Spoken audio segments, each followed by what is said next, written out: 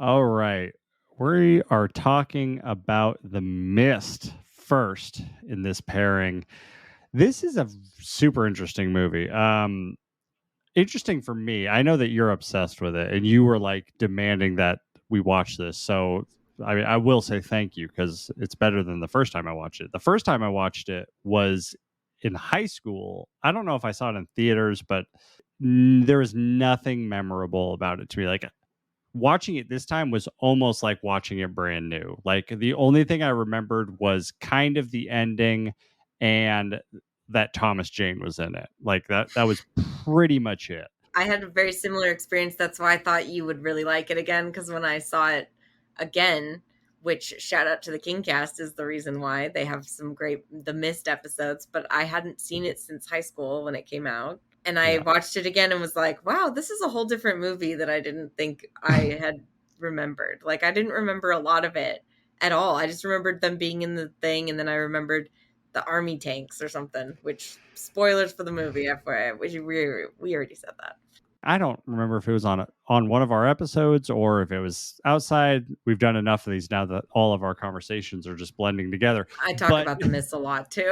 But I remember you saying that The Mist was like in your top 5 Stephen King movies. So it's like Green Mile, The Shawshank Redemption, The Shining. But like I remember you saying The Mist was your top 5, and my initial thought was, what? It is. It's in my. I think it's the scariest of Stephen King adaptations, personally. I mean, the new one is the only one that I would think maybe is scarier. Yeah, those are scary. Those are and super like, scary. I mean, I still think that like the miniseries is scary just because I fucking hate clowns. And when I saw that, I still was scared. I don't care. Tim Curry's creepy.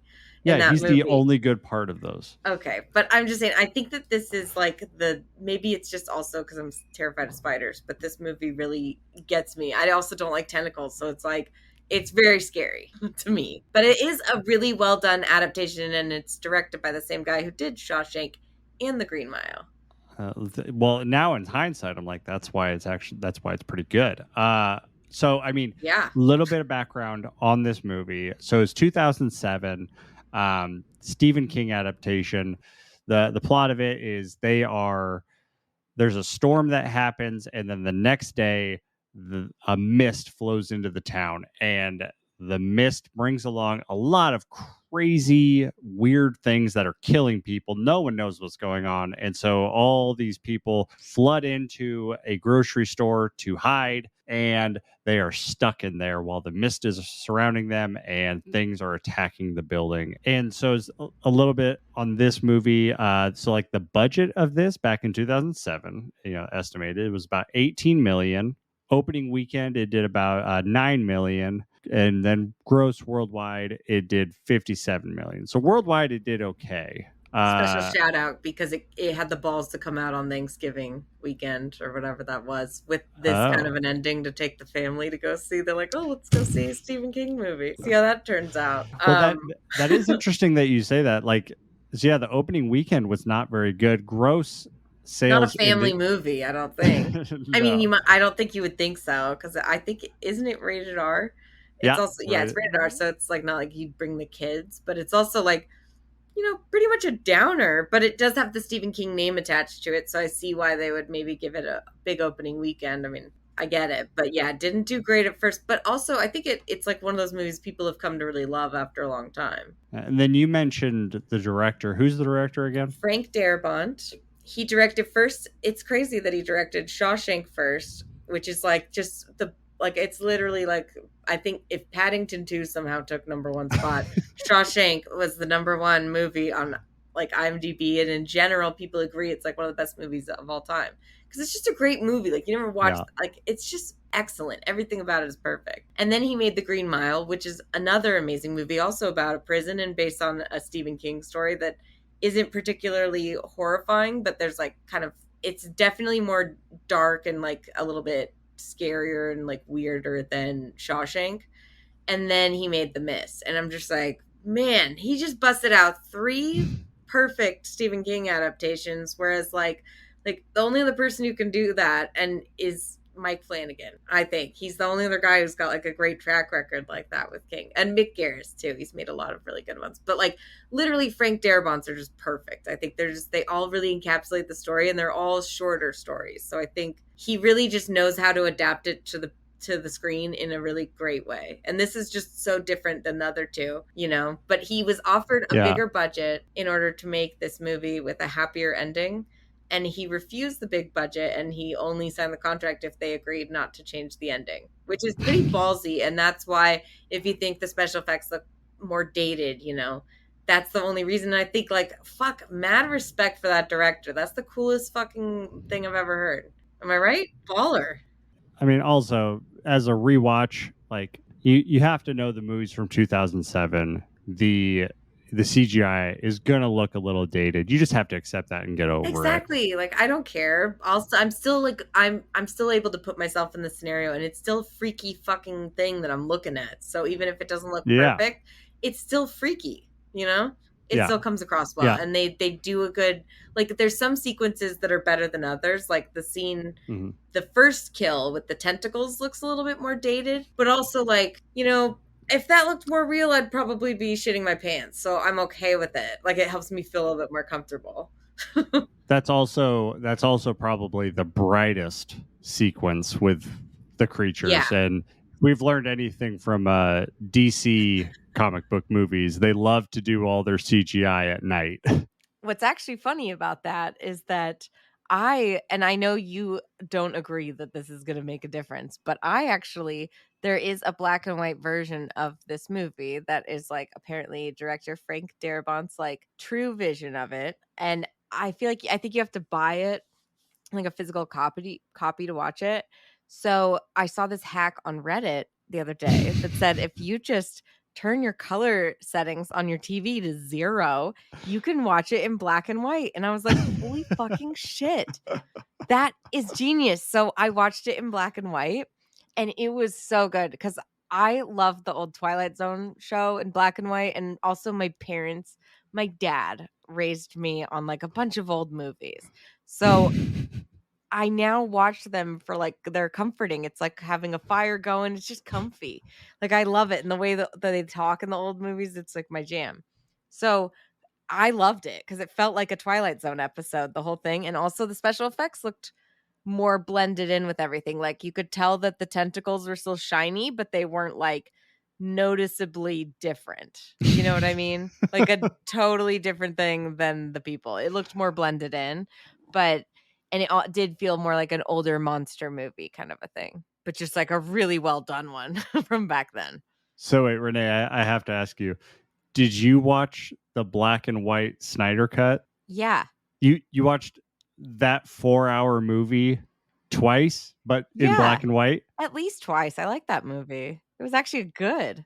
It was better than the original, but I have to ask you, did the slow-mo look better in black and white? It's not like it makes it any different in that movie. I'm just saying that like I really loved it, that I love the black and white version because it's just more comforting to me, and I enjoy black and white things. And when people make a version of their movie in black and white, I'm like, I'm here for it. I was wishing though, like, because the scenes with blood, I was like, they just looked like oil, and I was like, Yeah. it would be kind of sick if, like, I know I turned the color settings off, but if like that blood was just red, like it'd be cool, you know? They did like Sin City, where it's just Exactly, where like it's black and just white and red. little color pops to like Yeah. really emphasize stuff. But I will say they like just very much like fit really well overall. I'd say like Okay. with the special effects, it just made them look a little bit more blended in. But again, I love this movie just as it is, and I think it's still great either way. I'm just saying, if you're interested, the black and white version hack works. I mean, we should also probably buy the physical copy.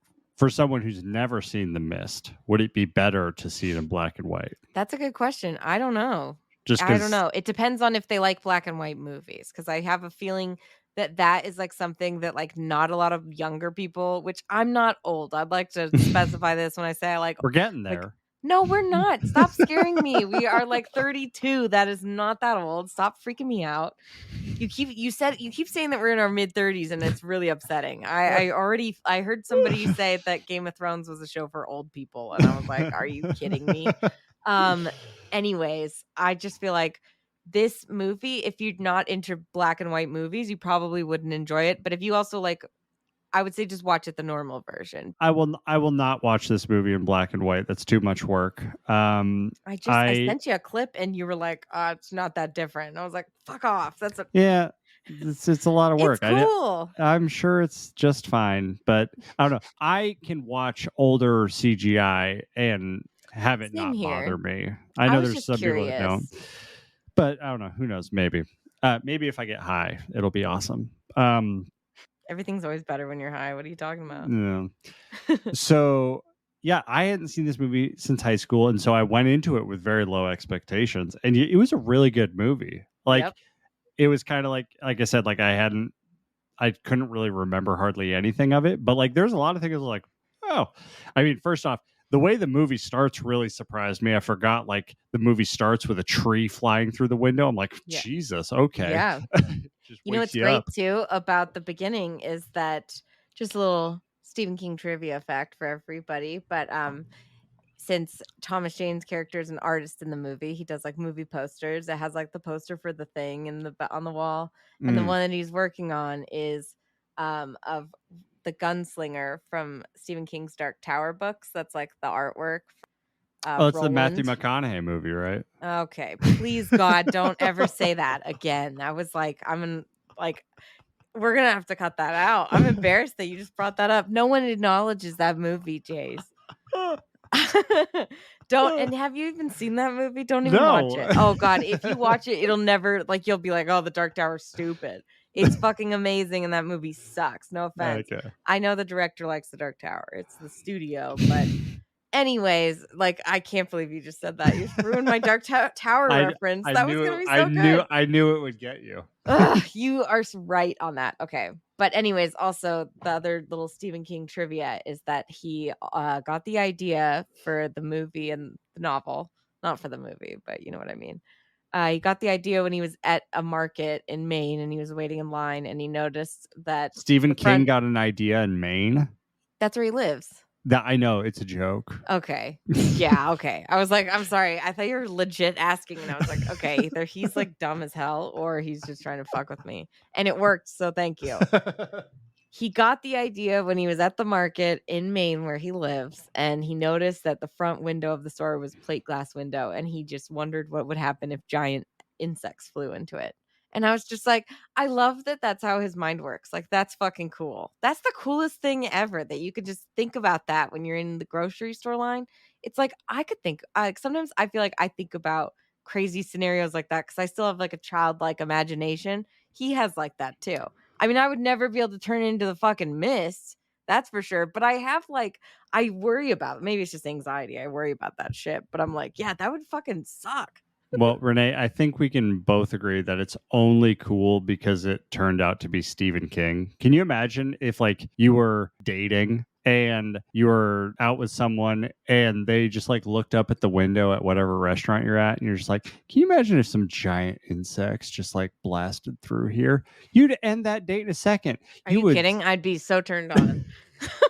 I'd be like, yeah, tell me more. What are they going to do to everybody? Because I'm horrified by it, but it's like I have that morbid curiosity where it's like, I got to watch it. Was that Nolan's pickup line? She's like, what if bugs came in here and just killed everyone? The bugs are like something that I have to like really warm up to. It's like a really slow warm up, but I'm like curious in them, but like I'm, you can't lead off the gate with that. He let off with the porn. We already established that.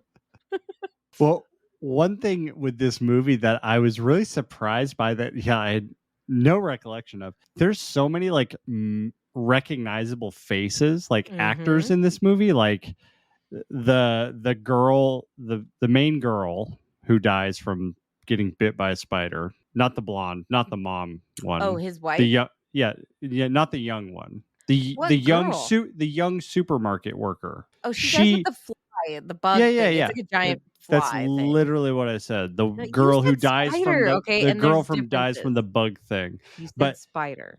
I've only seen her in Chronicles of Riddick. Really? Yeah.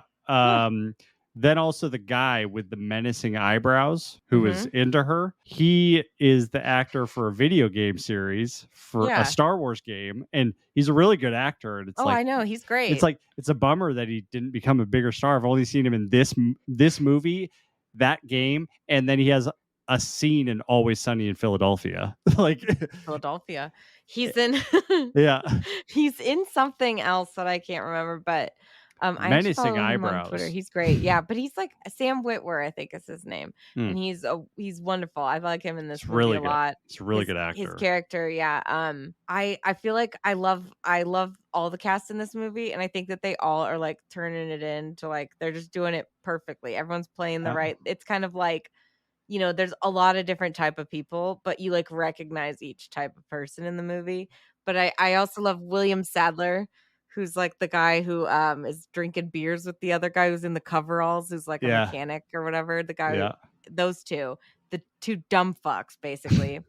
And he's in every Frank Darabont movie. He's in Shawshank and Green Mile, Yeah. and yeah, he's great. I love him. Yeah. He's in a lot of movies. He's like that Yeah. guy. He's a total that guy. Well, and Yeah. then also the lady Mrs. who Carmody. the lady who loses her kid early on. Oh, that one. She's Yeah, Walking from The Dead. Walking Dead. She's Well, from The Walking Dead. I don't know if you know this, but Frank Darabont is the one who created and started The Walking Dead. So I did see on his IMDb that he's credited for but a he lot left of it. after like season 2 or season 1 or something with some big thing, and then he just like I think he won his case that he like was suing Did he AMC get- over because did he it get- was something about getting I don't know what happened, but Did he get tired of writing a story about people going from one place and To another. staying there for a whole season and then going He to only another did it for place and one staying there season. for another season? He only did the first season, I think. And then he left. And I think Okay. it was like a thing where they maybe either fired him or I don't know. And I think that like it got shitty after he left. And also like I gave up after season 1. I don't think I watched it anymore. I would like tune in for like little scenes like with Glenn or whatever. But yeah, no, he it's funny that he did that. And that scene is actually in the book or in the short story. I remember it. And I just remember the same reaction. I mean, the woman, it's like, I get it, lady. Like, you got to get to your kids. Sure. Will anybody come with me? It's like, fuck no. Like, I don't care who you are. I'm like, I was actually like very proud of all the men for not being stupid idiots saying, yeah, I'll walk you home, miss. Sure, why not? It's just a mist. Like, fuck no, dude. I don't, even before I saw any creatures, I would say, fuck off, lady. That guy came in with blood all over him, yelling about something in the mist. Mhm. Now I know there's creatures out there. Like, that's all it takes. And I'm like 100% sold on, we're not leaving this fucking store. This movie did a really good job of like separating out like the people that like it's almost like the you have to see it to believe it thing. Mm-hmm. Whereas like you had that fight that happens in the garage or wherever where there's a bunch of people and the tentacles are all happening and they all come back tentacles. and they're all like, this insane shit happened and it killed one of our people, but like it's so insane that the people who didn't see it, they're just like, that's not possible. Even though there's witnesses, it's like you have to see it to believe it. Can I just speak on this? I'm so fucking glad that you brought this up. I don't know if you have any more. Do you have any more to that point? Okay, because I'm like, this is crazy because this is something that I came up with like just after watching it. And I know exactly what the problem was. First off, let's just talk about the fact that there's a fucking part of a tentacle back there. Like we don't have to tell anybody anything. We have to say, hey, would you guys come back and check out this generator? I think something's wrong with it. I need some men to come look. Any man there would come and go, I'll be the man to fix the generator. All of them would fucking come. You just have to say, come with me, lie to them. And then they come back, there's blood and a tentacle. They believe you now. Like there's nothing you have to say after that. The problem though is like, even if they did just want to try and bring it up in conversation somehow and not make it sound insane, it's the way that fucking Tom Jane says casual conversation. He says, first off, before the tentacles, he comes back and says, did you guys hear a strange noise? And that's exactly the kind of shit that they say again later. And it's like, I'm sorry, but in horror movies, anybody who ever starts off with, did you hear that? I heard a strange noise. It's like whoever you're saying that to now immediately thinks you're insane. Like they're like, okay, this person just is seeing that. Like I asked Nolan this to check because I knew If I ever said that to him, he'd go, "No, you're crazy." Automatically, he knows. Okay, I just have to make her feel calm, right? Like obviously nothing's happening. But I was like, I was watching a movie and it's like they literally saw like movement upstairs because they saw the chandelier shake. And they go, "Honey, I heard a strange noise." And I go, "No, you didn't. You saw the fucking chandelier shake." Tell him. Say, "I think something fell over." Or say, "Hey, let's go have sex. Would you go upstairs and get ready?" And he'll run up there and then he'll tell you if something's going on. I'm just saying, people really don't know how to approach the subject of, "Hey, I need to tell you something insane." And I feel like they really they struggle with that in the movie when the evidence is it's right there. And like I get that like if you tell someone that I have a tentacle I want you to come see, I don't know if I'd want to go either. That sounds Like I would suggestive. yeah, like it sounds weird and it's also like a Come see my tentacle. tentacle. A tentacle. There's a tentacle that attacked and killed a kid. I mean, I just don't know what I would think either. I think I might buy it because I just am ready for this. I'm ready for at any point the day to turn into the mist. Like I would accept that possibility if somebody said that. I'd be like, "Okay, show me the tentacle." Like I'd be curious enough. Like I don't understand the main guy's like, "Oh, you guys are just fucking getting at me because I'm from the city." And I'm like, "Okay, well that's paranoid. I think you should maybe just go see what they're doing." That's a weird joke, right? Right as there's a tragedy and like we're all trapped in a store. I'm gonna play a prank on this out of towner guy. Well, see, that's how you end up becoming the kid that's killed by the tentacle. It's like, oh, y'all go see the tentacle. Oh, I would go see the cut off tentacle. That kid doesn't go say, "Hey, I'm gonna go." Those idiots. Which, by the way, I think we should just talk about this whole tentacle scene while we're on it. Of like they're all arguing of who can go fix the generator, and that other guy's like, "Guys, we don't need the generator at all. Like we don't need it on. We have power." And they're like, "No, I'm gonna go." And I'm just like, "What is the deal here? Is it a cocky man thing? Like I don't want to be called a chicken. I better go out there." It's like Well, I would never risk my life just to look brave. Is that a thing? well, I mean, first off, they did need the generator No, he because says they that. I've lost watched the it a million power. times. He says, "Guys, we don't need the one. They have the backup generator." And he's like, "We don't need the one out there." So they're Oh, doing something that they don't even need to do, which is that's oh. why it's stupid. All right, I'll trust your judgment on it. There's I- a lot of those in this movie. all I have to say about that scene that was funny, and this is mostly just a difference in technology thing, was watching the actors like try to avoid the tentacles. Like they the technology was there. They're just like they don't know what to do, so they're just like moving around. Like there's that one part where the guy hops over the tentacle, and he just looks like he's like skipping over, like just like it's like oh, there's a pothole. There's a scene like that always like me and Nolan always point out in like one of the I think it's like one of the original Star Wars movies where like Han like tries to he's stepping over Jabba's tail, but he like is like really jerky the way that he does it. It's really funny. But yeah, I know what you mean. I feel like that's also the scene that's kind of the roughest with the special effects, but like I mean, it's still pretty good. Like it's not horrible. I really haven't seen like it's not that bad, and it's still freaky as fucking hell. Like when they're, I mean, at least when they ask the questions, like when Tom Jane says, "What the hell were those tentacles even attached to?" I'm like, yes, thank you. Somebody's asking the right questions. What the fuck was that? That can't be a squid or an octopus because it's like there's no water, right? I mean, aren't you curious? I'm really glad we didn't see whatever it was because it's like those fucking things were alive and they had mouths and they were yelling and screaming. And I'm like, why are they screaming? Yeah, I enjoyed that scene. Other than him jumping over a tentacle and that weirdness. The next scene though is a little bit smoother. I feel like with all of that mixing in of the action when the flies and the like pterodactyl things get in the store. Yeah. That also, I think that looks like a really good. That still looks really good. That scene. The power of having your CGI at night in the dark. Yeah, exactly. It's good. But then there's like also this movie is just there's so many people making really dumb decisions, like the guy who lights himself on fire. I will say I was really impressed with Torch Mop. It was good, right? Like I was just like, I've seen a lot of apocalyptic movies and like how you prep for that. Torch Mop has never been another. That's a good. I was a good use that's of brilliant. It. Yeah. Just light it. I mean, you're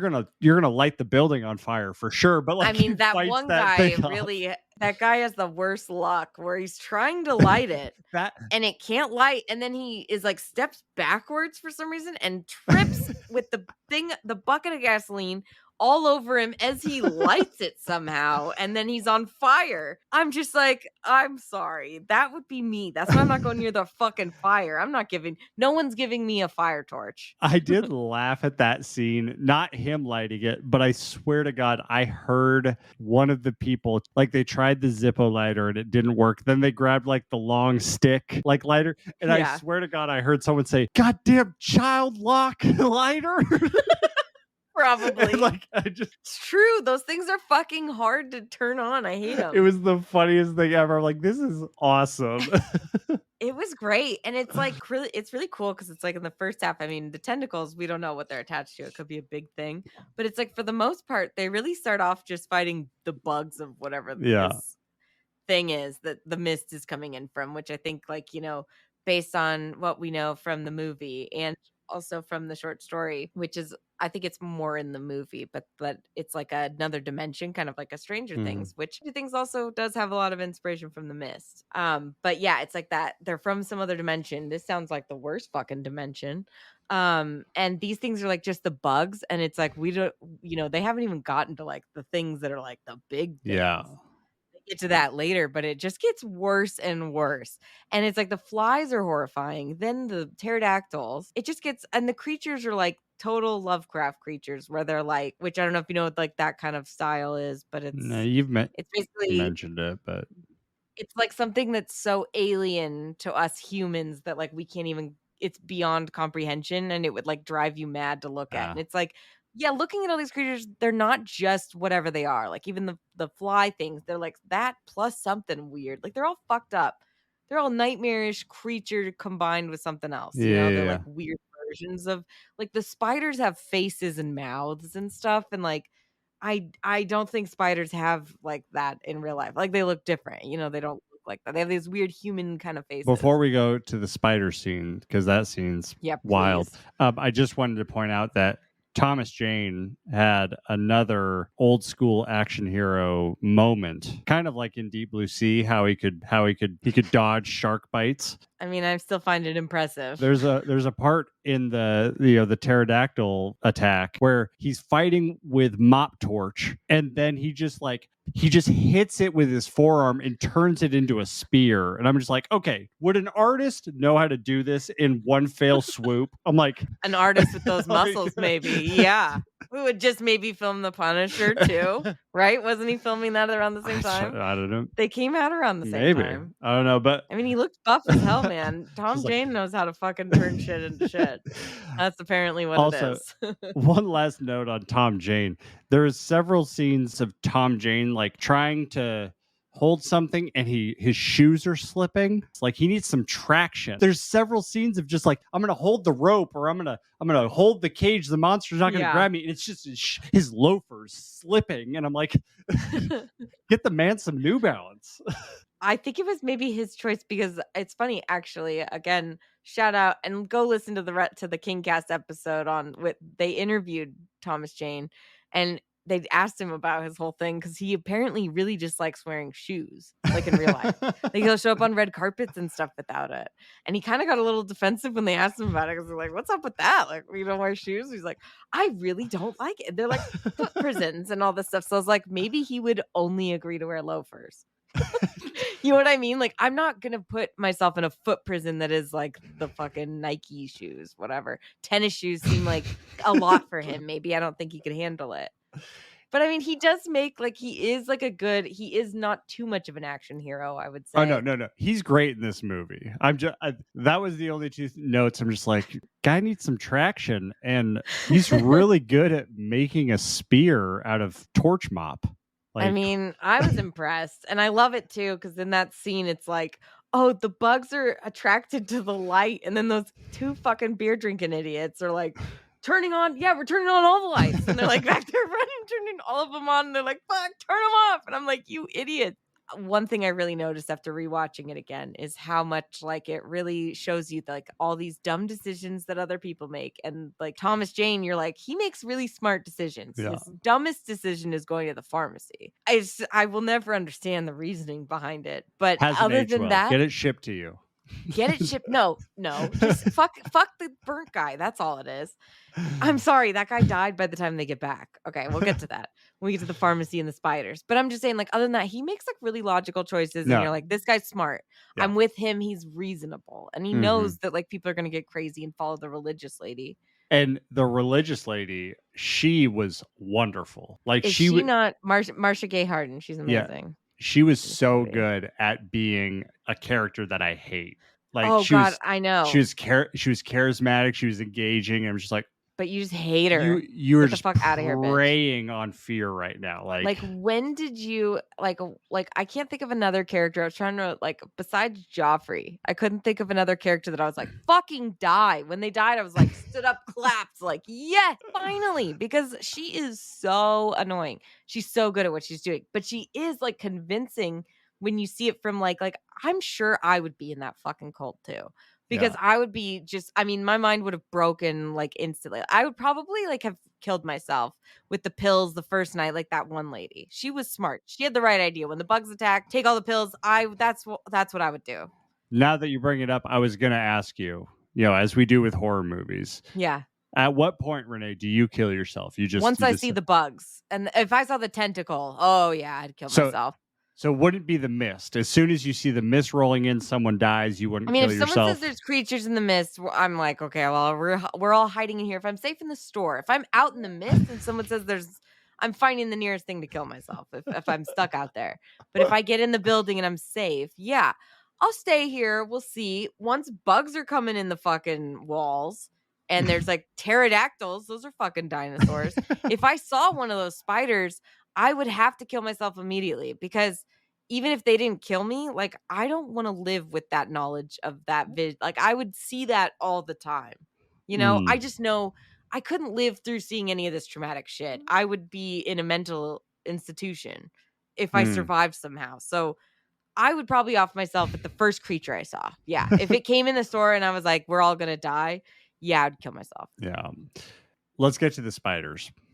Yes. That spider scene, I totally forgot about it. Even I was like, ooh, it's a lot of spiders. I mean, it's like, yeah, so they go to the pharmacy. This is my biggest problem with the movie. And I love this movie and I'll still watch it. But they go to the pharmacy just because that this one guy who, as we mentioned before, sets himself on fire while they're trying to fight the little bugs that come in and the dinosaur thing. And so that guy's like basically saying, please just kill me. You guys have a gun, just kill me. This is shitty. And they're like, no, we can go to the pharmacy. It's like right next door. After all those things just got in here, why not? It can't be worse than that out there. Those fuckers are so dumb. I'm like, this guy is like burnt to death already. Even if you get him stuff, it's just to make him like numb for like a couple hours before he dies. They come back anyways and he's dead. So it's all pointless. So they go there and there's fucking like webs everywhere. And like they find this one guy who you saw as like he's an army guy and was like, I'm going to the pharmacy at the beginning of the movie. And he's like covered in look like boils and he's wrapped up. And then he's like he basically apologizes and says it was our fault. And then he explodes with all these fucking spiders that come out of him. And then this big spider comes out and it has like a face and it screams. And it's all fucking horrifying. Like these spiders are like literally the worst spiders I could imagine. They're not hairy, but they're like freaky looking as fuck. They have acidic webs, which like that's too much of an advantage. Okay. They've got millions of children running around. That's enough. They are freaky looking as hell. And they've got fucking acidic webs. I mean, it's just too much. So anyways, a couple people die. They go back and they're all traumatized because God, I would have killed myself right then and there. If I would have never. But I do have to say, I shout out the old lady in that scene, Frances Sternhagen. She's also in Misery. I don't know if you recognized her from that. And she is in this movie. And when they go to the pharmacy, she uses like a spider drops down, a big one drops down in front of her and like screams at her with its creepy ass face. And she just doesn't even fucking blink and blowtorches it. And I was like, damn, I would not do that. I would have blowtorched myself. I would have been like, fuck this. She just kills the spider. I was so impressed. But that scene is like so upsetting. And I'm glad that something finally got to you. Yeah, I don't know if I would say that this got to me it was definitely more than I remembered. So I was like, oh, that's pretty creepy. But I don't know. I like spiders just aren't really my thing. Like they're not. They don't I mean, they're really. not my fucking thing either, but they're like Uh, terrifying. I would definitely say they are your thing. I mean, I was going to They're not ask my you. thing. I was going to ask you where does this rank on your leaderboard? Because I don't have one. Where does this rank on your leaderboard of like spider scenes in movies? Well, I'm glad that you asked that because I do know like all the big ones because like I can just like I check almost every movie before I watch it to be like, is there anything with spiders? Like, am I gonna need to be like prepare myself, have a shot ahead of time or something just to relax because like a movie that I really love is Arachnophobia because it's a really good horror comedy. Like it's actually really great. However, every time I watch that, I'm like stressed out, like I'm trying to like laugh through the fucking pain. And I'm like literally like I have goosebumps everywhere and it's just such an unsettling movie. But then it's like, I this movie is the most disturbing scenes with spiders, I would say, for me. But the scariest one that's ever like even just watching it again after having seen it the first time was the ending of Enemy, which I haven't even seen the fucking movie because there's spiders in that too. But like I heard about the spider at the end scene and watched that and threw my phone across the room when I had my phone like on like the lowest brightness quality and I was watching it at night and I was like, what is my problem? It's like my morbid curiosity of like this is gonna really fuck me up. I better look at it. Like why do I like that? Yeah, you sent that clip to me. You're like, you should show this to Sarah, and I'm Did I like, say that? I would never recommend you to watch. Don't traumatize Sarah. maybe you did, maybe you didn't. For the sake of what I'm thinking, I'm going to say you did. Okay, And when Sarah, I don't. watched I did when I not. watched that scene, I'm like, if I showed this to Sarah, even though it's a 30-second scene, she might divorce me. Oh She's that yeah, scared of spiders. I So mean, it's my worst nightmare in one scene. If you're scared of spiders, don't look up the ending of Enemy, okay? And all of these scenes are horrifying. I went down a real rabbit hole watching all of these horrible scenes because I knew that like I'd be doing a public service by telling everyone else.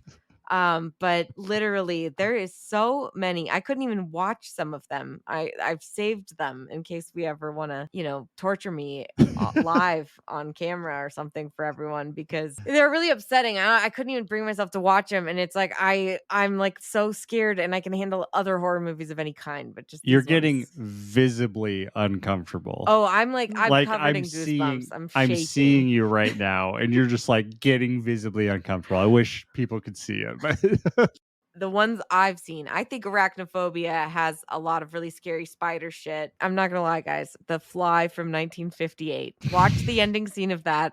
The little voice is silly, but The Fly, the original version, is basically where a guy he also turns in. It's not he's turning into a fly, but he mutates so that like his head and his right arm are on the fly, and he has a fly head and a fly right arm.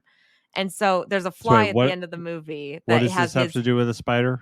this is what I'm saying. At the end of the movie, the Oh, fly with his face gets stuck in a spider web and it's like, help me in that really squeaky voice. And then it shows, I mean, it's a fucking spider puppet, but it's like crawling over to him and it's like, like on top of him. And I just was not expecting that from this like old movie. And I legit had almost a heart attack watching that. But I will say, I mean, like, I'm okay watching The Lord of the Rings and Harry Potter, like a Return of the okay. King spider. It's upsetting and horrible and oh my god, and the Hobbit ones too, they're disgusting, but it's like it doesn't visibly upset me. There's one from this movie The Beyond that I haven't brought myself to watch. It's like some Italian horror movie from the 80s, and a guy, I don't know the logistics, okay, but he basically is like on a ladder of some sort outside and he's just discovered some like thing about the building that they're at. The house is like the gateway to hell, and so I don't know if it's Satan who like knocks him off the ladder and he falls, and like the way he falls down, he like paralyzes himself. And then a bunch of tarantulas crawl out and like they crawl all over his face and bite him. And I've never watched it because I just feel like I couldn't live through that. And so yeah, I did tell Jace that if he wants to torture me and make me watch that, I would do that. But it's like I'm gonna be very upset about it. It's always good to have something in my back pocket. I will say the one good thing that came out of this little fucking horrible, I mean, I literally was like almost in tears watching all of these things, so it was like very upsetting, but I guess the one thing that came out of it is that I was thinking for some reason about Snakes on a Plane. Maybe it was because I was thinking of like Eight-Legged Freaks. I haven't watched that movie in a long time, but it freaked me out the first time. And it's also like a horror comedy, like Snakes on a Plane. Yeah. But I was like, dude, I've got the best pitch for the fucking sequel. Okay. We got Sam Jackson back, and he's a retired FBI agent at this point, right? Okay. It's been years. I mean, I don't know how long it's been, like 10 plus years. He's retired and he's had PTSD from the snakes, but also the plane. Like he hasn't gotten on a plane until this movie. He's like finally ready. And what is it? It's like fucking spiders this time, but it's everywhere. We don't know. I haven't figured out like why, but I feel like I could get a studio to like put some money up for that if Sam Jackson said fuck yeah. Like if you pay him enough, like he would fucking do it. And I think I would enjoy the shit out of that movie. And I would love to see him beating up on some spiders. That might make me feel better about it. I love Snakes on the Plane, so I'm here It's for great. And I'm like, it's great because it's also, you know what you're getting out of it. But I would say, like, out of all of these, this is the most, I would say The Mist is the most disgusting.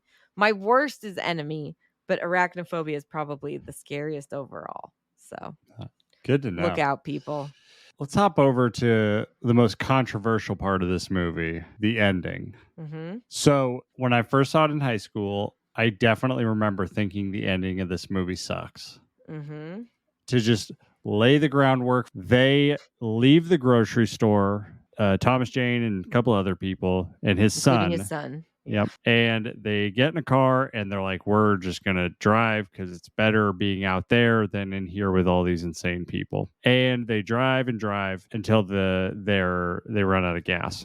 One thing I really liked and noticed about this movie is there is no music in this movie until they get in the car and drive away. So like all you hear is just silence and then the siren, and just it was really effective. I really enjoyed it. I'm so impressed that you caught that because I was like gonna mention it, but I was like, I'll save that for when we talk about the ending, because that's the first time that you get that music and you're like, oh shit. Yeah. Like we're getting fucking like, oh, like it was like, oh God, like I'm fucking, it was also just like I get why they left, but I'm also like, you guys killed the crazy lady right then. Like you guys could have just stayed. Kudos to that guy for just shooting her in the head. They should have done that like, fucking a week ago at this point. I mean, I know it's only been like 3 days, but still, she fucking had to go. And you know what's crazy about the ending is that it's different than the way that the original story ends that Stephen King wrote. So wait, before we go to that, so the ending. Oh, sorry, you didn't even say it. I didn't. I got distracted by the lack of music. Really so good the note, ending, though. So the ending is they run out of gas. They have a gun. There's 4 people in the car, but they only have 3 bullets. It's 5 people in the car and 4 bullets. Okay, so this was really worth doing. It was. I'm sorry, but for anybody who like knows the movie, they'd like any, you know. Yeah, you're right. I totally ruined the ending with one person that I can't even remember. I didn't want to act like I didn't notice it. That's all. Wait, who's in the car? It's the dad, the son, the fake mom, and the guy who shot the woman. The old guy and the old woman. They're in the car. The old guy who was bloodied up early on. Okay. There's something in the mist. He's also in a lot of Stephen King movies. He's great. But yeah, him and the old woman, and like they don't really speak about it. I mean, I know they kind of talked about it early on in part of their planning, but like they don't really like make a decision out loud, right? When this happens, they all kind of look at each other, which is a little bit bothersome. I feel like I'd want to talk about it. Are you trying to say that Thomas Jane murdered everyone? I'm not saying that he murdered them, but I'm just saying like, and I'm not saying that like they didn't. I mean, they all were looking at him with that way, but it's like I hate in movies when people just look at each other and then they do something, because I'm like, sometimes I look at somebody, I'm like, I don't know what the fuck they're thinking. Like if he's like what if I was thinking like he's like, you're right, let's try and make it out there with the gun, and it's like, oh wait, he's fucking gonna kill me. Like I'd be mad. But again, the old guy kind of nods. But again, I might just want to talk. I would have probably not made it this far though. Let's be real. There is a pretty big difference between murder and assisted suicide. Yeah. I'm not saying it was murder. I'm just saying like I think I might have wanted to talk about it. That's all. I might have wanted to say like maybe we should wait. a little bit because you haven't even gotten to the full part of the ending. Morals: don't give Thomas Jane the nod in any circumstance. You Yeah, don't. he'll fucking You don't kill you, know- man. It's not That's gonna the end well. deleted scene. Is him giving him the nod and then going, no, no, no. Yeah, he's like, wait, no, I thought you were talking about something else. I thought you were saying we should wait at least 30 minutes, right? We should wait at least until we're starving or something, or a creature's attacking. Am I right?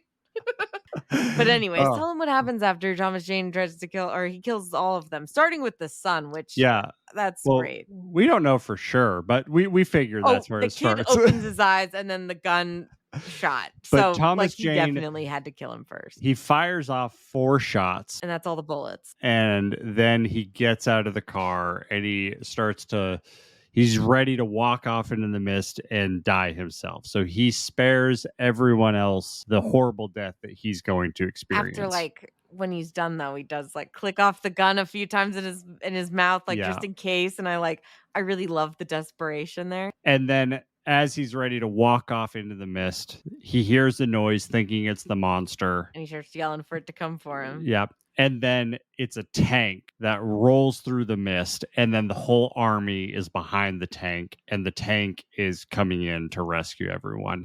And he is just in total despair because he's like, I just murdered everyone in my life, including my son. He made the logical choice, though, is the thing. He did.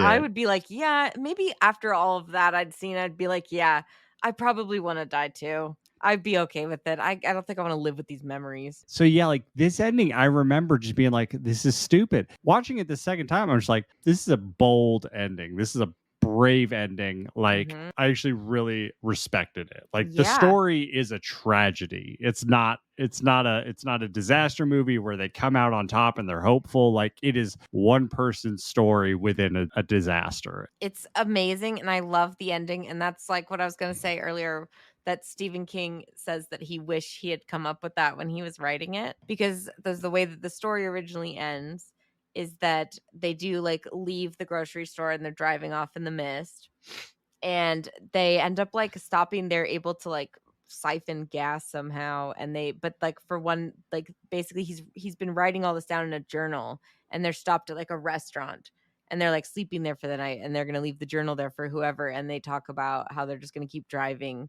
until they find anything, and they think they hear the word Hartford on the radio, so that they want to head there because they think that maybe there's people. But it ends on totally ambiguous, so you don't really know. And he's like, I wish I had thought of that and had the balls to do that. That's fucking great. I feel like in most movies you're like, oh yeah, most horror movies, people make stupid fucking decisions and they get them killed. But in this movie, it's there's a lot of people that make dumb decisions and get killed, for sure. There's some people that make dumb decisions and don't get killed. And then there's other people that make pretty much the right decisions and they still fucking get killed. It's pretty... I mean, granted, yes, we won and the creatures are gone. I mean, although that giant fucking thing that they pass under when they're driving is a monster of something that that's Lovecraft shit. You look at that, your brain explodes. I can't even comprehend there was tentacles hanging off that thing too. It's just too much. I wouldn't want to live through any of this. I think that's my thing, is I don't think I'd do well with this kind of trauma. I think I would be haunted forever and need a straitjacket before I would kill myself. I'm kind of glad that this movie wasn't super successful, because if it was really successful, it would have sucked to have a terrible sequel to this movie. Oh yeah, no. They would have brought The Rock in, and The Rock fights the monsters. Exactly, it would have lost everything that was good about it. Plus, it's yeah, we don't need an ending to this. That's the whole point.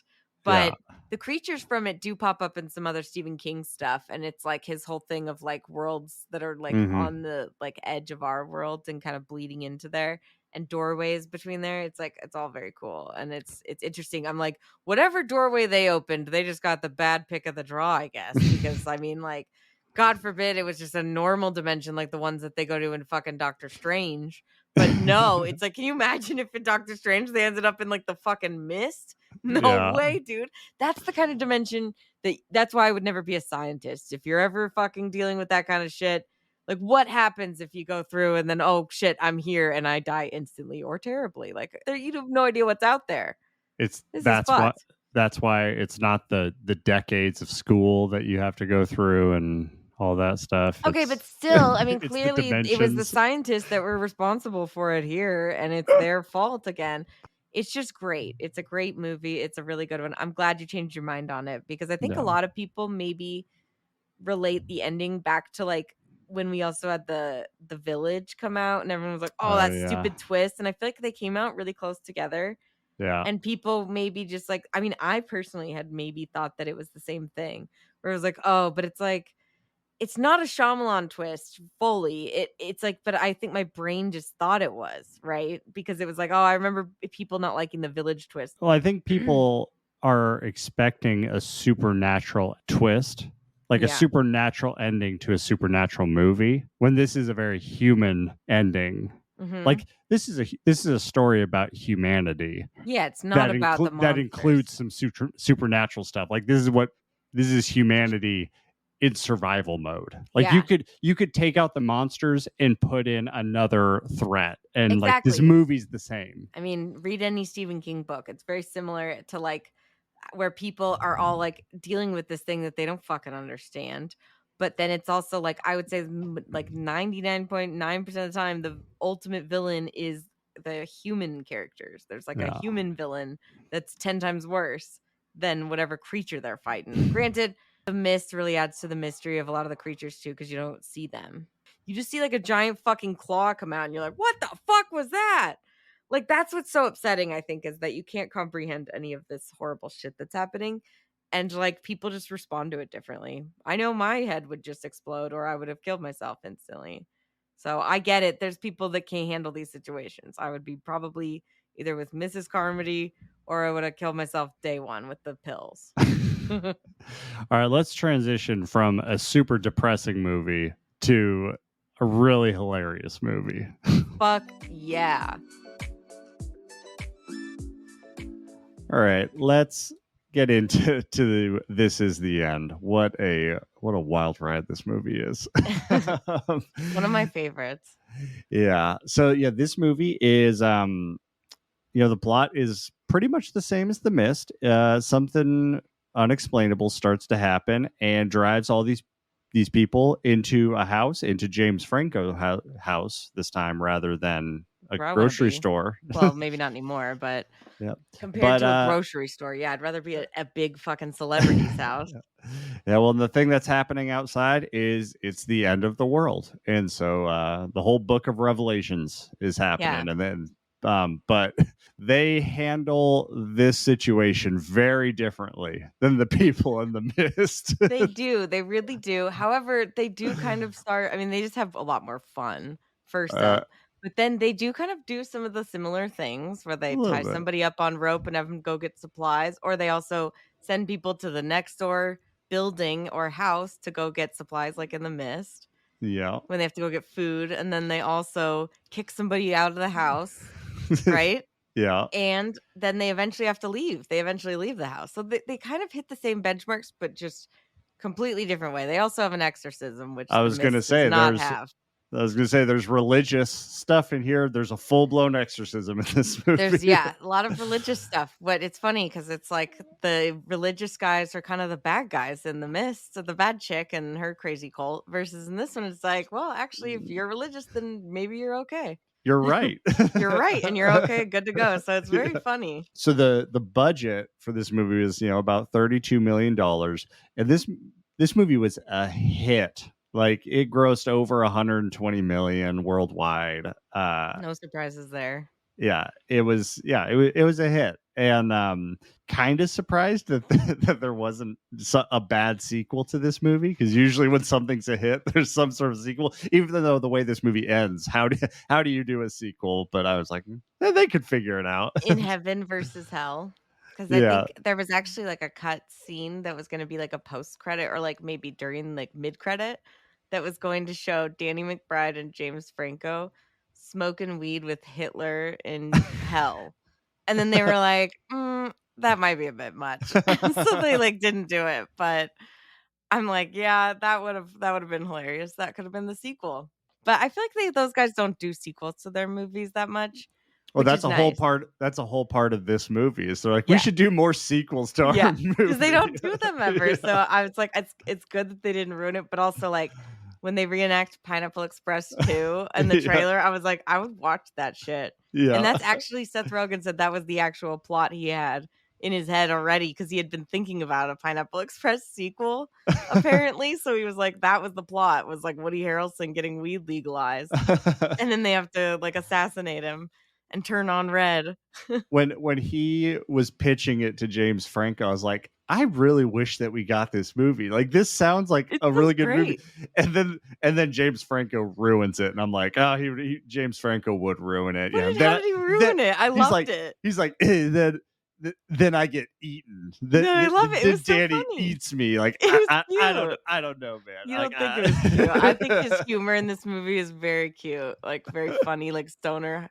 He just reminded like his character in Pineapple Express is like I just love him in that movie. He's so fucking funny and so like I don't know. It's like cute how much you love Seth Rogen in this movie and the way that he's like like I don't know. He's just Oh, like yeah. and I'll sacrifice myself for you. And he's like, why? He's like, I don't know, just I want to go nasty. Like he'll just eat me, whatever. And it's like, oh, comes all back around, doesn't it? Yeah, that's so cute. It's not creepy at all. No, it's How cute. I think it's Well, funny. Renee, I don't know about you, but like I learned stuff from this movie that I didn't think I would. Like, did you know the human body is supposed to shit 6 times a day? No, that's something that you guys have always been trying to say since high school. I feel like you and Jordan were always saying that. You guys got to take like 6 shits a day. That's how like you're healthy. Remember? And I was like, there's nothing. No, that means that there's something wrong if you're doing that. That's too much. That means like you're literally on the toilet like at least a quarter of your day. That is a long time. I love that opening bit where they're talking about gluten in the I cleanse. know, Like, it's so good.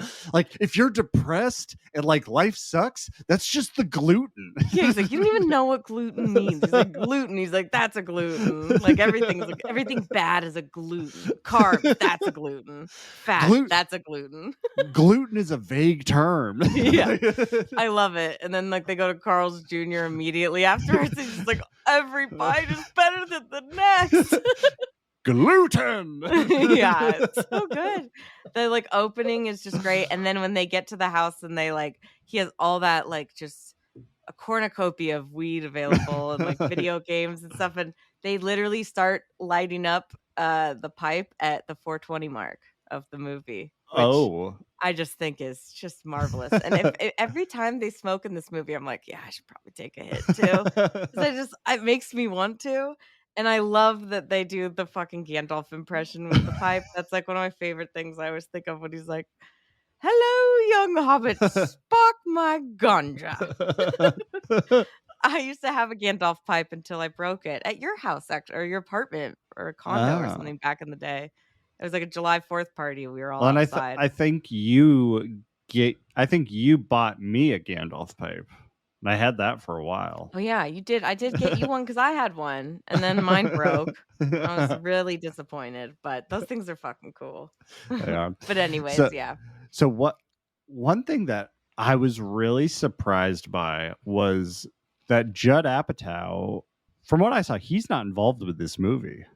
Yeah, I don't know. But it has like everyone from his movies. I feel like he might have been. Are you sure he wasn't a producer or anything? I swear I looked up and down on IMDb and I could not find his name anywhere. But it's really, it was really weird because it has all of his people in this, and with the sheer amount of actors in this movie, like all of the cameos and everything. When I was watching it, I was like, this movie is the Judd Apatow Avengers. Like, yeah, it is. That's a great way to think about it. It has everyone. Like, it's just, I just am imagining the scene in Endgame where they're all coming through the portals, but like it's just all of the Judd Apatow actors. But let's talk about the cameos in this movie because it's insane. Oh God, there's too many that like I literally had to write them all down because I was like, there's just so many people in this movie that it's like, and I think we should talk about who our favorites are, like who's the best cameo, because it's gonna be like really hard, I think, to like Yeah. narrow this down. They're Well- all great. Well, I think we should talk about some of them, because like There's too many to name. Yeah, I'm not gonna name all of them. Well, there's some good ones that we can name. Like, first off, there's a super bad reunion. You have Yes. McLovin, Michael Cera, Jonah Hill, and like Michael Cera blows the coke in McLovin's Yeah, face. he's like, I've never done it before. He's like, oh, you did some good shit for your first time, baby. And he's like snorting it off of his mustache. Like, that's just, it's so good because it's like the opposite dynamics of like what you would expect based on Superbad. Yeah. You know what I mean? Is like, it's just so good. And Michael Cera just is. Michael Cera's incredible. He's incredible in this movie. He slaps Rihanna's ass. Which And that, like- actually happened. Yeah, because it wasn't looking convincingly. And then she was like, I'll let you slap my ass if I can really slap your face. So they did it, which is fucking great. And I saw an interview with Seth Rogen saying, he's like, we did no sound editing. Like, that was the sound of her slapping him. It was like, Yeah. she knocked the shit out of him. She's like, because it's like he kept having to do it. It's like, is he doing this just doing more takes because he wants to keep touching my ass? Yeah. Maybe she just kept getting more mad. But I did read that Seth Rogen was saying that he knew that Michael Cera was really like frustrated in Hollywood getting typecast as basically the same role as the Superbad and every role he's ever played as like the shy nerdy kid. Yeah. So Seth Rogen and Evan Goldberg, who also directed this, they wrote this for him. And he was so thankful because he was like, wow, I can really do a lot of stuff that I don't normally get to do, which like also in the bathroom when he has the Capri Sun and he's got a girl on his front and his back. Yeah. He's like, sippy time. And outside too, when he's like looking for his where's my phone? Who took my phone? And it's like the fucking apocalypse happening behind him. I kind of think that this movie set Michael Cera up to be really great in Molly's Game, because that's also a very not Michael Cera kind of stereotype cat or performance, and he's awesome in Molly's Game. I think this movie just really helped him like step out of that box that he was in, because I feel like that's rough. I know he's like, honestly, because he's so good at playing the shy, awkward, nerdy teen or guy. So it was just great seeing him act like a total asshole. This whole fucking movie is so funny. And like when Danny McBride's like, Michael Cera's dead, I guess it's not a total loss. Michael Cera's dead, and he's laughing. I remember that was in the trailer and I was like, damn, that's harsh. But then I saw the movie and I'm like, oh yeah, no, actually in this world, Michael Cera's dead would be a good thing. Well, related to the Rihanna scene, Jason Segel, he's uncredited in this movie. He's in like two shots, him and Kevin Hart, and then the Rihanna talking scene. About How I Met Your Mother. He's like, that's why you're number one. And Kevin Hart is just insane. Like, it's so funny, everything he's saying. But Jason Segel, when he's talking to Rihanna before Michael Cera's, I just love, he's like, so Rihanna, do you see a psychiatrist? Like what a random question that he just like throws at her. It's just perfection. Oh man, he's so good. I wish he was like around longer, because I really love him so much. But another great one is speaking of Jason Segel, just because of I Love You Man, but Paul Rudd. He gets a very quick intro. Fuck! He's literally like showing up at the party with a giant bottle of wine, like as the fucking apocalypse and the sinkhole's opening up. And then when he runs away and he steps on that chick's head, he's like, I'm sorry. And literally, I just noticed this rewatching it the other day, that fucking when he does that and it shows like Seth Rogen and James Franco watching him, James Franco goes, no, Karen. It's like he knows who that is. I just never picked up on that. It was so good. And then like Aziz Ansari too is great. And yeah, he's funny. They're like, when he's like hanging in the sinkhole thing and he's trying to get out. And they're like, he's like, help me, to Craig Robinson, and he's like, fuck you, Aziz, you already in the hole. I love that line so much. And then also I think it's David Krumholtz, who I always think of in this movie when he's the guy who's like hanging off the edge of the thing with Jay, and he's like, I'm gonna help give you my whole weight. Yeah, he's like, I'm gonna swing you up, and he's like, okay, I'm gonna give you my full weight. You're gonna take my full weight. And like they say it 8 times, and then when he goes to grab him, are you sure you can handle it? You can take my full weight. And he's like, yeah, no, I got you. And then he like reaches for him and doesn't even like grab him. So good. There's also at the party Mindy Kaling Oh talking yeah. about how she has to fuck Michael Cera that night Yeah. because he's like really skinny and pale and like was like on It's hella like coke. 110 pounds, probably has a huge dick. Yeah, coked out of his mind. If I don't hit that, I'm gonna kill myself. I was like, I love that. it was it was a random little thing, but I laughed at it a lot. Was when Rihanna fell in the hole, and then just one person was like, "Rihanna!" Yeah, I know. It's perfect. So good. And then Emma Watson too is Oh yeah, great. she's so good. She's so just perfect. And it's funny because her part was actually written for Mila Kunis Mm. originally, but she had scheduling issues, so she couldn't do it. Oh, But I was gotcha. like, it kind of works out because like then we wouldn't have had the line of like Hermione just stole all our shit. Yeah.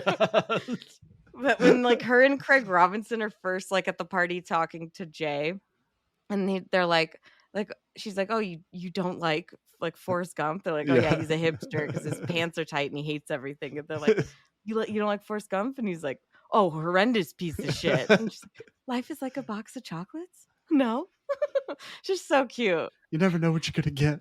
So good. But then yeah, when she shows up later and after they've been living in the house, and I love that whole part. And then the rape scene, not where they Yeah. rape her, but where they all talk about how they need to not rape her. Yeah, it's like And giving then off a vibe. yeah, What vibe? There's exactly. 6 guys and 1 girl. It's like, yeah, she must feel really safe. It's like Jay's like, we should bring up the big elephant in the room, and they're like, hey, whoa, Craig's right here. He's like, that's fucked up, man. I'm right here. Just like all the little things that you don't notice every time, but like there's just literally so much gold in this movie. It's like insane. There's so many just good one-liners. Like speaking Mhm. of Craig Robinson, like when they're smoking weed at the beginning of the movie, he's like, let's go hang out at James Franco's house. He's like, I don't like any of those guys. Like, yeah, you do. And he starts naming off people, and he's like, Craig Robinson, dude sweats a lot, but he's a great guy. Yeah. I love that because they're like, oh, he probably sweated all over the place. He's always sweating. He always has the sweat towel, but I love it because doesn't it say take your panties off Yeah, as take well? your panties off. That's like a great fucking just that whole song and the way that they sing it. Who's your favorite? I think Michael Yeah. Cera wins. I think so too because well, okay, so we didn't talk about the biggest one actually. This is the one that I think only this might give him actual competition is Channing Tatum, which we did not Yes. talk about Yes. because wow. So they mentioned early on, I think, when they like first show up to the party, they like Seth Rogen mentions that Channing Tatum lives on this street. Yeah.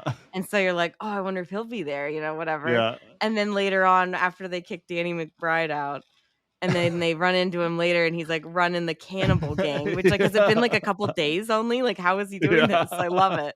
And he has Channing Tatum as like a gimp on a fucking leash that's like trying to hump his leg and shit. And he's Yeah. like, just so good, so funny. Hey guys, you good? Yeah, it's like It's what like, the fuck. So good. They like emailed him. This was before like 21 Jump Street, so they didn't know him. And they were like, we had this idea to have you in this movie as a cameo. Here's what the scene is. Would you be interested? And he wrote back immediately and said, I'm in all Yeah. caps. And they were just like, yeah, okay, cool. And then thank God for that, because then we got 21 Jump Street. I don't remember the second one as much, but the first one is just great. So good. Channing Tatum's hilarious.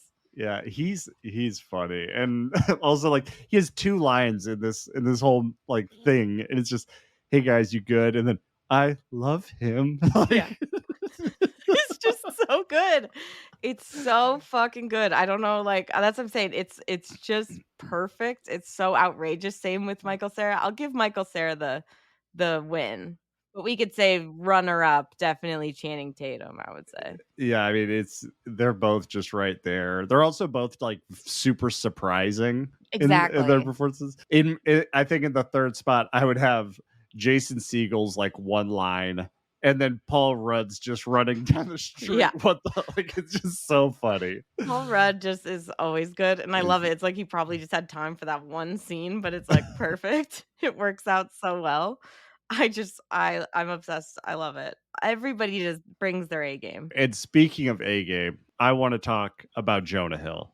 I think this is my favorite Jonah Hill performance. Like it's just he just is playing like a very like fake nice asshole, and he's so good. And like this was not long after Moneyball, right? I think so, yeah. So he was like he was now like becoming a dramatic actor. Oh, it was, yeah, right at that point, so that all the jokes about it are Yeah. just so perfect. like right after everything explodes and everything, he's like, who's the first people that they're gonna save? Actors. They're gonna save all the best actors, like Meryl Streep, Brad Pitt, me, then you guys. Like they'll If come there's back room, for you. you guys, if there's room. But it's like, it's so good, and the earring that he wears the whole time is so awful. I love it though, because he's like when they first say hi to him at the party, and he's like, "Oh, what have you guys been doing?" We're like, "We smoked like a pound of weed and ate some like greasy hamburgers." He's like, "Oh, weed is tight. Weed is tight." I'm just like, God, I've like talked to those people. They're the fucking worst. Weed is Like, tight. weed is tight. Weed is tight. Sick reference, man. Yeah, sick reference. Just everything about him is so good. Your references are out of control. It's just so good. He's great in this movie. I would say he's almost my favorite. I don't know. I can't tell who's my favorite in the house between him and Danny McBride in this movie, because I think this is my favorite Danny McBride performance of all time as himself. It's so fucking funny. Everything he does. Well, I think Danny McBride plays himself in everything, but he's amazing in this. But the thing is, in real life, he is nothing like that at all. Like, he has a family, and he's like a very normal, like calm guy. He doesn't party all the time. Like, he's not a total asshole. Like, it's funny. This is just what people assume that he is because of the characters that he plays. That he's just this dirty fucking weirdo, like asshole guy. But he's fucking hilarious. Oh, he's just like he's the roast master of this movie. Oh, he's just God, like is yeah. roasting everyone. Like, well, yeah, and then they all just like play off each other so well too. It's like so I read that Jonah Hill is the one that improv'd the "Can I have that Milky Way?" like that line, and then that is like one of my favorite sequences where they argue back and forth about the Milky Way. Craig Robinson's like, "I'm gonna be mad if I don't at least get a bite of the Milky Way," and like James Franco's like, "It's my special Milky Way. I went out deliberately today to the store to buy it to eat after my party." And they're like, "That's weird." And he's like, "No, it's my little treat and I love it."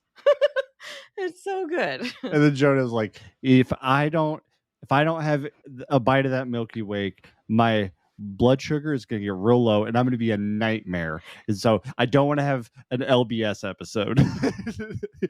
I know, it's so good. It's like every time he talks and says something too, it's like he's like, "I don't mean to be a diva, but like," and then everything he says is just like totally like a fucking diva. Everything. I love how he talks about Jay and like coddles him the whole movie. He's like, "Don't bully Jay. He's a sweetheart. He can't take it. He's not as strong as us." And then when Jay's like, at one point, he's like, "Throw me a knife," when they're like trying to cut the rope because that thing's trying to pull Craig Robinson out of the house. And he's like, "Throw me a knife." And fucking Jonah Hill like throws him a fucking knife and it like goes into his leg. And he's like, "What the fuck?" He's like, "Oh God, I'm so sorry." But Jesus, throw me a knife. It's just like that. So this movie was like 85% improv, which is insane to me that it's so fucking good, because that's like I think I noted it because I was like, compared to if you compare it to like, you know, Superbad or Pineapple Express, like Superbad was only 5% improv. 95% of that was the script. Oh. Which is crazy. And then Pineapple Express was about like 50-50. But yeah, this movie, 85% improv. So they just had like a general outline, basically, and maybe like certain things that they wanted to say. But like a lot of that stuff is just those guys going on each other. Well, wasn't there something with like the studio for this movie? Like they said that they wanted to play themselves, and the studio was like, "No way, you can't play yourself. So. You have to be characters." And they're like, "Okay, yeah, we'll write a script with characters." But then they just lied to the studio and then filmed the whole thing. So like maybe they didn't have a script because they're like, we'd have to give it to the studio. Exactly. So yeah. everything. Probably. And it's like, I mean, they technically were playing characters. It's like the versions of themselves that people think that they are. But it's just like, I mean, let's hope so, at least for Jonah Hill's sake, if he's really like that much of a little shit. But I think we would have heard it by now. He's great. All Yeah. of them are just so fucking funny. I don't know how they do it. Like, I would laugh through every scene in this movie. Like, especially like the masturbation scene. I think that's my favorite. One of my favorite Jonah Hill lines is when he has the gun, James Franco's gun, and he's just like bang Oh, the bang gun thing, yeah. bang bang. Oh And no, then I'm so sad. Oh, I'm gonna end it. He like puts the gun in his mouth, but they're like, stop, because they're like throwing the gun around, like no big deal, and they're all freaking out. Like that whole part where they go through all the supplies is just oh wonderful. yeah, but I love after the bang bang part, Jonah Hill is like, guys, calm down. Just because a bunch of people fell into a hole outside doesn't mean we can't have a little fun. Like, Yeah. I was like, what? But He's so good. yeah, the supply read off is just like it's so good. We got 12 bottles of water, 56 beers, 2 vodkas, 4 whiskey, 6 bottles of wine, tequila, Nutella, cheese, steaks, a Milky Way, half-ounce sour diesel, 3.5 grams Grandmaster Kush, 1 ounce of shrooms, 15 pills of ecstasy, a porno mag, a baseball bat, and the video camera from the movie 27 Hours. 127 hours. 127 hours, and a functioning revolver from the movie Flyboys. When Seth Rogen's like, and then we have the camera from 27 hours. And so James Franco's like, it's 127 hours. He's like, you saw the movie, right? He's like so offended. Like, it's 120. You didn't see it, Seth? Because he's like, the first thing he says when they get to the house is like, he's like, look at this, Seth. It's like a picture on the wall of like Seth Rogen's name and James Franco. It's just like, okay. But yeah, that whole part is just great. I think I love how all the supplies that they have is like there's so many drugs. That Yeah. would at least make it. I would be very happy being in this house for sure. I think this movie also has like one of the best uses of like the confessional camera kind of method. Just like every one of those is so funny. The only one I can't handle is when fucking Seth Rogen pees into his own mouth. That is so disgusting. I'm like, dude, pee in a fucking cup, you nasty shit. He's so gross. I love it. I love that he always does disgusting shit like that. Like his fucking cameo on season 3 of The Boys, where he was like Sir Comes a lot and he's like, just fucking jerking it. I'm like, I love how comfortable he is doing this shit. However, that scene gets me when I see it. I can't watch the pee in the mouth. I mean, it's better that Craig Robinson does that right before, but he has it in a martini glass. It's much better. He's like, it ain't bad. It ain't bad. It ain't bad. Or when one of my favorite might be right after Jonah Hill gets raped by the demon. He's just staring at the camera and he's just, so something not so chill happened last night. That scene was like, I remember seeing that and in the theater and be like, holy fucking shit. And that giant dick on that thing. There's some serious demon wood being thrown around in this. There's a lot of dicks, which is like, I like it. I mean, these guys aren't wearing these demon things aren't wearing pants. So like, where are they going to put it all, obviously? But true. I love that. Yeah, the dicks are just like very prominent. And also like the dick sculpture that he has, and then like Craig Robinson's like trying to move it all awkwardly, and then he finally gets it. He goes, "Yeah, I got that dick," and then he's like fucking like sliding it all over the ground, really funny. He's like, "Yeah, I got it. I'm taking it. I'm bringing it over here." It's just like, just great. These guys are so fucking funny. I could just like watch them do this all day. Like literally everything that they say, everything about it. The stuck in one location. It's still like every scene is just a banger, even though it's like mostly just set in a house. Oh yeah. Oh, and I also have to throw out this line. I think it might be my favorite line in the whole movie. So after everything happens, Seth Rogen and Jay they're sleeping in between the couches together and they're talking. He's like, I'm like a lone wolf, like DMX. And then Seth Rogen's like, DMX isn't a lone wolf. DMX had the Rough Rider crew. You can't stop, drop, open up shop alone. That scene is great because he's also like when he's like, what happened? He's like, you think like, he's like, the Terminator, like Skynet went live. Is that what you Stop think? saying Skynet. Yeah, he's like, just stop it. And then when Jonah Hill like curls up in between them and he's like how do we want to lay? And then he's like, should I Scarface you guys? And he like has his arms over him. And they're like, oh yeah, I like it. That whole there's just I literally like just rewatching this movie. I'm like, I forget how much of these quotes I say on a regular basis. Like that fucker's guts to go. He's got to go. So, that whole part, the way that he says it is so good. And then me and Nolan also always say to each other, we go, that's what I thought, nerd. Like the way that Danny McBride says to him after he puts the gun in his mouth, like, come on, kill me. And then he doesn't. He's like, that's what I thought, nerd. It's like so good. I gotta have Nolan record this for you because he does like the best version of it. He's really good at like doing like these weird quotes from movies. But we also I always am obsessed with the line when he says James Franco didn't suck any dick last night. Now I know y'all are tripping. It's so good. And he even says like he's like, oh Craig, you probably got all sweaty and danced sweat everywhere. And I'm like, I just love that everyone has to mention at least once that he's a fucking sweaty guy. Or Craig Robinson's line is like, you couldn't handle my midriff. Yep, I have that too. Like you couldn't handle my midriff.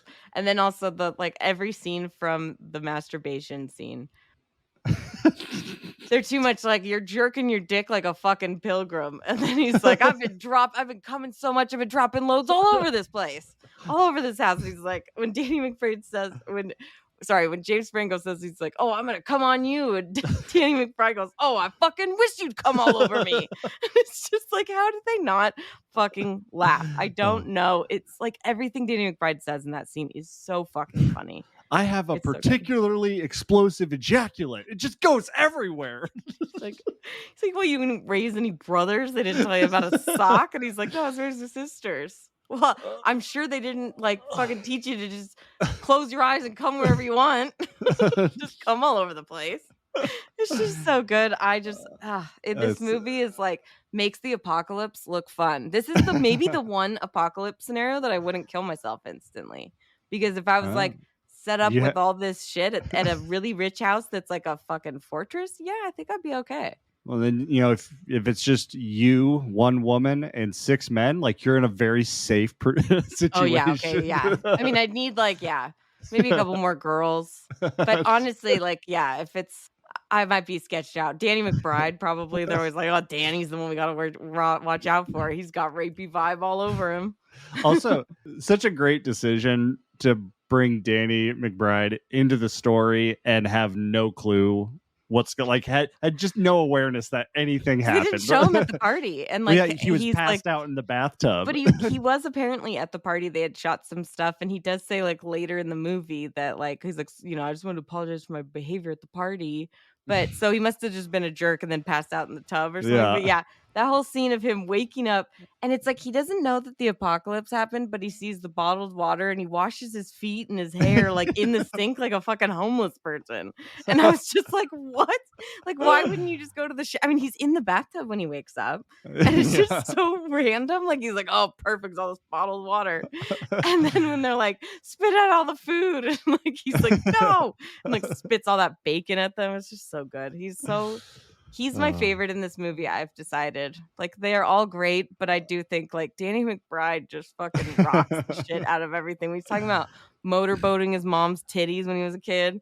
When he was like, I wouldn't just suck on the titties. I'd motorboat and slap them around and shit. I was just always trying to party. God, this movie. I know. I could just laugh all day watching it again. I mean, then once they leave the house, like the movie wraps up pretty quickly. There's still some funny stuff that happens. I was really surprised with the CGI. Like the monsters actually looked really good. Yeah, they were like really creepy actually, like very like weird, disturbing, like the thing in the house next door freaked me out because I feel like I was just talking to Nolan about this and we were like, I feel like that was like in a kid's movie, like that creature, like maybe it was Ghostbusters from back in the day too. It kind of looked like that thing that like chases the guy. And I'm just like, it looked like a creature that I've seen in like movies when I was a kid that freaked me out. So that part was just, plus you're like stuck in the house, you're in a hallway. I was like, yeah. When they go to that house in the first place, and Yeah. Jay goes, "Hello," and Craig Robinson's like, "Shut the fuck up! What are you doing?" And I was just like, yeah, for real. Why do people always do that in fucking horror movies or a horrible situation? I'm going into an empty place. Hello, is anyone there? I'm here if anyone wants to kill me. Like, what the fuck? I was so glad that he said that. Oh man. Yeah, And but then the creatures are really actually scary, which is impressive. yeah. And it was a nice little cherry on top, because like when Satan comes up and all that stuff's happening, it's just like they're just trying to get to the end, and I was not expecting the last little like joke of when Seth Rogen sacrifices himself and then the beam comes down and it was, they played the "I Will Always Love You." I was just like, oh my god, So good. It was like out of nowhere, and I was like, this is the perfect song right now. I just started laughing. It was like quiet, then all of a sudden it's like that just like takes over, and it's like, oh my god, I love it. And then yeah, when he's like falling into the I think it's supposed to be Satan, right? That's supposed to be Satan. So he falls into like Satan's mouth, but then the God beam like shoots through Satan. I feel like God did that on person. Or God did that was like on purpose. Like, I'm gonna wait until the right moment so I can chop that fucker's dick off. Yeah. Like, dude, that guy's gonna be pissed because it shows it. It's pretty great. I love it. I love a good dick decapitation. I'm kidding. That's not something fun to watch. Then he picks it up and he's just like, ah. Yeah, which is what you would do in that scenario, I imagine, besides like freaking out. And he's Satan, he's magical, right? He could probably reattach it, but that was like, yeah, I've never seen anybody do that in a movie where their dick gets chopped off. They never usually pick it up and hold it like, oh, why I oughta, you know? Oh, I'll get you next time. That was good. That was you good. Got me again, God. Yeah, it's like, God, man, that I actually like felt like I was like, I kind of love like that God did that. That was pretty fucking cool. That was hilarious. And I feel like this is like the version of heaven that I would want to go to if it was real. Like, I would want to go to a place where I could be like, I want to smoke weed right now and listen to the Backstreet Boys, and it happens instantly. What a random ending. Well, it's great because they listen to the Backstreet, they play the Backstreet Boys song at the beginning, and I was like, oh yeah, fuck yeah. Like, that song just like, especially I feel like for us millennials, we just are like, that just brings us right the fuck back. And it's so good. And so then for it to actually come back around was pretty spectacular. Same with like the eating, when James Franco's like, Danny fucking eats me, and then the cannibals eat him at the end.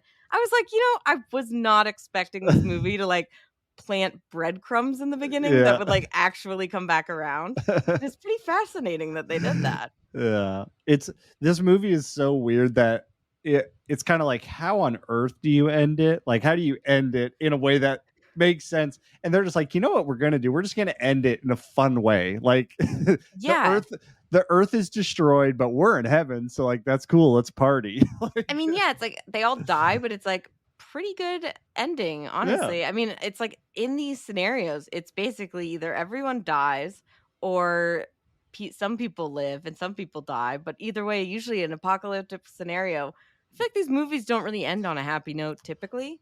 Like The Mist. Like The Mist, as I say. But like The Mist is also like, okay, yes, sure, like it's not a good ending for the main guy, but also like everybody else, they're all okay. I do need like some explanation as to how that mom fucking survived that whole movie when they show her on the car at the end with her kids. Do you remember that? The one who's like in the store at the beginning, like, hey, can someone walk me home? My kids, I need to get back to my kids. She's like fucking on the car that passes him at the end with her kids. And I'm like, all right, I'm going to need to see how she fucking did that, because nobody else made it anywhere out of this store. How the fuck did she do that? Right? Maybe. I guess I didn't really notice that. I mean, yeah, but that's what I'm saying. So like, there's either like two ways that you can really do it with an apocalyptic movie. And I feel like most of them, there's just really no happy ending in sight until this one really just made me feel good at the end. Yeah. And I was like, I was kind of bummed about James Franco, but then I was like, whatever. I feel like he wasn't being set up as a good guy throughout the movie anyway. But I was like, it was just funny. I enjoyed the whole thing. It was a fun time for sure. Yeah. And I think like if we talk like this is like a duo for watching, it's just great back to back. or just in general individually. But I have to say, after The Mist, you kind of need a pick me up after that, because for sure. it's a really wonderful movie, but it's like, man, got you thinking, like, what would I do? Would I kill my own kids? And those are just some dark thoughts to have. So I think that this movie really just helps you take a load off and be like, oh yeah, actually the apocalypse kind of sounds fun. Which is Good amazing time. that I've ever said that, because I feel like 99.9 of apocalypse scenarios I'm gonna kill myself. But this would be that 1% where I think I could maybe hang out.